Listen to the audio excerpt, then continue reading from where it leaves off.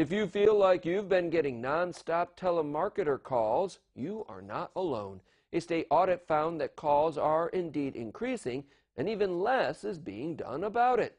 News Channel 34's Morgan McKay explains what this report found. New York's Do Not Call Registry has received more than double the amount of complaints since 2014.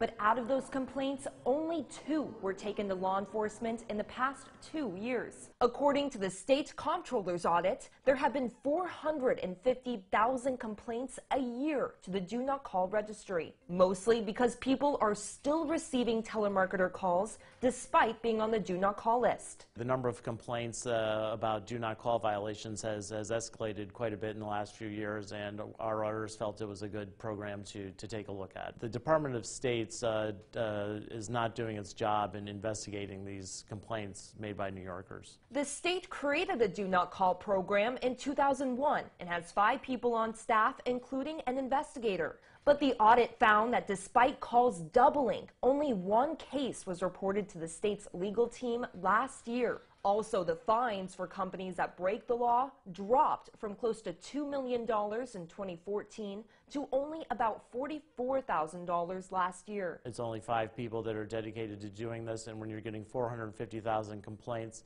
obviously there's going to be a backlog and things are not going to be addressed. As the comptroller's office explains, their audit showed that the reason for some of the lack of action is due to staff vacancies within the program and a high turnover rate. The basic conclusion is that the staffing levels need to stay where they should be and maybe even increase, as well as to use more tools such as the FTC. The Department of State says they are working to correct the issues. In Albany, Morgan McKay, News Channel 34.